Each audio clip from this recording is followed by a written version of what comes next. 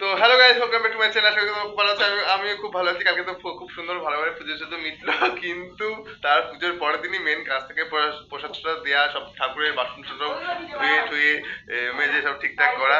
আর এখানে লেগেছে হচ্ছে সমস্যা। আমার মাসির মেয়েকে বলেছে বেগুন কাটতে, তো ও এক হাত দিয়ে বেগুন কাটছে, যেই আমি এক হাত দিয়ে বেগুন কাটে। হ্যাঁ হ্যাঁ, এক হাত দিয়ে। ও হচ্ছে বিশাল এক্সপার্ট রাঁধুনি, পালাচ্ছে। ও এক হাত দিয়ে বেগুন কাটছিল। আর এখানে চলছে বাসন ধোয়া ধুই সব। ভুলেই গেছিলাম যে ব্লগ করতে হবে, ভিডিও নিতে হবে। এমনও তো তোর আমার ব্লগ কেমন লাগে? আর তো সবার তোর বন্ধুদেরকে ফোন দিয়ে করে দিবি। হ্যাঁ, তোকে লিঙ্কটা দিয়ে দেবো, ঠিক আছে? যাই, আমার মাসি পরিষ্কার করে দিয়েছে। তো এবার এখনো পুজো করব, নিত্য পুজো হয়নি, তো সেটা করব। তো চলো, তাদের স্নান করতে হবে। স্নান করতে যাচ্ছি। কি সুন্দর লাগছে, তোমরা দেখো শুধু। সব এই পরিষ্কার হয়ে গেছে।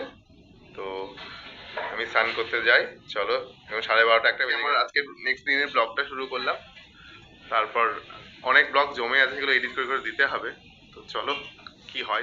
বুনুকে আমি এইটা দিয়েছি ভাইফোঁটার গিফট। ওকে বলেছিলাম ভাইফোঁটা দিয়েছি, কিচ্ছু দেবো না, তো এইটা ওকে আমি দিল্লি থেকে এনে দিয়েছি। এই তো কেমন লেগেছে? পছন্দ? তাই? সত্যি তো? হ্যাঁ, তাই তো? বাবা, যাক, এটা আমাকে এনে দিয়েছি। ওর পছন্দ হয়েছে বলছে। সাইজটা একদম ঠিকঠাক আছে তো? একদম। ঘর পেছন দেখা, পেছন ঘর। ও কায়দা করছে। ও হিরোইন। ভালো লাগছে? পছন্দ তো? সত্যি তো? Hello guys, welcome back to my channel. তোমরা খুব ভালো আছো, আমি খুব ভালো আছি। আমি ভালো আছি, কিন্তু সকালবেলা এত জোরে ভূমিকম্প হয়েছে যে খাটটা নড়ছে সেই ইয়েতে, আওয়াজে। আর মানে কাঁপুনিতে উঠে গেছি। তো তখনই মনে হলো বাবা, ভূমিকম্প অনেকদিন পরে আবার হলো। তো তোমাদের কার কার ভূমিকম্পটা উপলব্ধি হয়েছে তোমরা একটু কমেন্ট বক্সে জানিও। কে কে বুঝতে পেরেছো, কে বুঝতে পারোনি। আর আজ আমিও ভালো আছি, আবার একটু মনটাও খারাপ। কেন, আজকে আমার ঠাকুরের বিসর্জনের পালা। বড় মূর্তিটা যেহেতু আমার প্রতিষ্ঠিত বেতলের মা কালী আছে, তো বড়টা পুজোর পর বিসর্জন করে দেওয়া হয়। তো পুজো তো পরশুদিন হয়ে গেছে, বৃহস্পতিবার ছিল, কালকে বিসর্জন হয়নি, তাই আজকে শুক্রবার, তাই আজকে বিসর্জন হবে। তো এখন তার জন্য আমি পুজো করতে গেছি, পুজো করতে যাব, রেডি হয়ে গেছি। তো চলো তোমাদেরকে একটু দেখিয়ে দিই, তারপর আসছি। এই যে সব পুজোর আমি জোগাড় করে নিয়েছি। পুজোটা এবার করব। পুজো করার পর তারপর বিসর্জনের পালা। আসছি, যদি সম্ভব হয়। আমি তো একা, ভিডিও করা প্লাস ঠাকুরের ধরা, ঠাকুরের সবকিছু গোছানো একটু অসুবিধাই হয়। তো দেখি যদি পারি দেখাবো। আর আমার বিসর্জনটা আমার কাছে খুব প্যাথেটিক। অনেকে আনন্দ বিসর্জন দেখে, আনন্দভাবে বিসর্জন করে, কিন্তু আমার সেটা কষ্টে। যদি আমি সম্ভব হয় দেখাবো ব্লগের জন্য, নাহলে না দেখাতেও পারি। তো প্লিজ তোমরা কিছু মনে করো না। তো আমার বাকি ভিডিওগুলো তোমরা দেখতে থাকো, বাকি কি করছি সারাদিনে সেটা তোমাদেরকে দেখাবো। চলো, এখনকার মতন টাটা। আর বন্ধুরা, এই ব্লগের ভিডিওটা, এই পোর্শনটা আমার মা করে দিয়েছে আমার ভিডিও। কারণ হচ্ছে আমি তো একা একা করতে পারবো না, আর কেউ নেই ও হেল্প করার জন্য। তো মাকে বললাম, মা তুমি করে দাও। মা বললো, আমি পারবো। মা একটু ভয় পাচ্ছিল। আমি বললাম, কেন পারবে না তুমি? আমি এইভাবে দেখিয়ে দিচ্ছি, এইভাবে তুমি ভিডিও করো। তো সত্যি সত্যি বলতে কি, মা এত সুন্দরভাবে ভিডিওটা করে দিয়েছে, আমার কিছু বলার নেই। মা তো স্মার্টফোন ইউজ করে না, তারপরেও আমার থেকেও ভালো ভিডিও মা তুলে দিয়েছে। আমি ভাবতেই পারিনি। আর আমার বড় মাকে আমি যে কোলে করে বের করে নিয়ে আসতে পারবো, সেটা আমি কোনো দিন ভাবতে পারিনি। তোমরা দেখো, তো দুই মাই আমাকে খুব সাপোর্ট করেছে।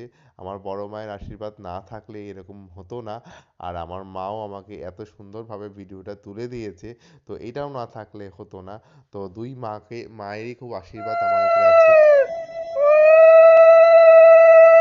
মা,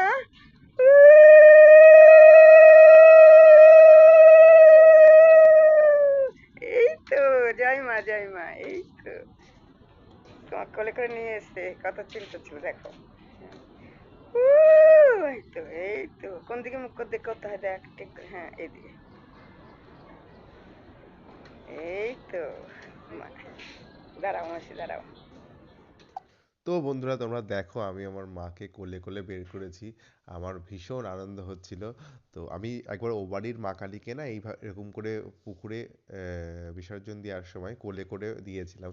তো না আমার না একটা কনফিডেন্স চলে এসেছিল যে আমি তো এবছর একা আরো, তো দেখি না মাকে কোলে নিয়ে পারে কিনা, মা কি করে একবার চেষ্টা করে দেখি। তো আর সত্যি কথা বলতে আমি যখন মাকে তুললাম না, মনে হচ্ছে ২-৩ বছরের বাচ্চার মতন মায়ের উম, বিগ্রহটা, মূর্তিটা এত হালকা হয়ে গেছিল। তো আমি কল্পনাই করতে পারিনি যে আমি এত সুন্দর করে মাকে ঘর থেকে বের করবো এবং নিয়ে নিয়ে যাব। তোমরা দেখো মাকে কি সুন্দর লাগছে, তাও বেরানোর সময়তেও। তো একদম ছোট্ট বাচ্চা শিশু মনে হচ্ছে। মাকে কোলে নিয়ে বের করলাম। তো চলো মাকে নিয়ে যাই, তারপরে কথা হবে, পরে পরে বলবো। আর ভালো, আমি ঠাকুর বিসর্জন দিয়ে এখন একটু বেরিয়েছি। কাকিমা ফোন করে বললো একটা লাল হিট আনতে। তো কাকিমা ধরে যেতামই, আমি প্রতিদিন যাই দুপুরবেলা। তো আজকে একটু দেরি হয়ে গেছে যেহেতু বিসর্জনের ব্যাপার ছিল। তো এখন ম্যারিনোনাতে যাচ্ছি, ম্যারিনোনা থেকে একটা লাল হিট নিয়ে কাকু বাড়ি যাবো।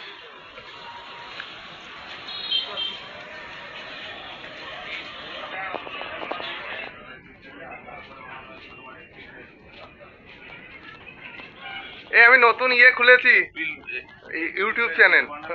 হ্যাঁ, এই ইয়েতে গিয়ে কি বলে ওর নাম, ওই কাছে দিল্লি গেছিলাম তো তিথিদের ওখানে। তো ওদের ওখানে ওই খুলে দিয়েছে। তো তোমার ওখানেও যাব একদিন, করতে এটাও করবো। এই বৌদির হচ্ছে নিজস্ব একটা শাড়ি হাউস আছে, নতুন খুলেছে, প্লাস দোকানটাও বৌদিদের।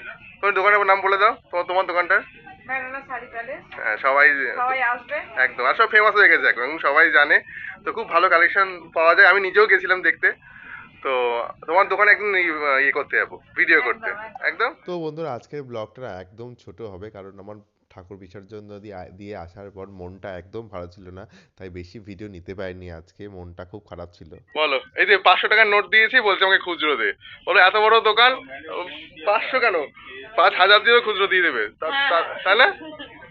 না না, হবে, একদম হবে, হবে হবে না কেন? তুমি হেসে দিয়েছো, না মানে হবে, সব সম্ভব।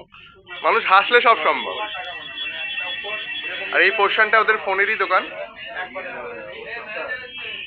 হ্যাঁ, না না, তো এই দাদা না আমাকে ভিডিও করা দেখেই বলছিল যে তুমি কি ভিডিও করো ইউটিউব চ্যানেল না। তো এই দাদাটাও বলছিল আমারও চ্যানেল ছিল গো, আমি কিন্তু কন্টিনিউ ভিডিও দিই না বলে আমার এখন চ্যানেলটা বসে গেছে। তো তো বন্ধুরা এখান থেকে এরপর কাকিমা বাড়ি চলে গেছিলাম, দিয়ে আর না ভিডিও তোলা হয়নি একদমই, তাই আর দেওয়া হয়নি। তো বন্ধু এরপর দেখো রাত হয়ে গেছে, এই দোকানে একটা বিস্কুট কিনলাম। তো এই ভিডিওটা এখানেই শেষ করছি, তোমরা ভালো থেকো সুস্থ থেকো।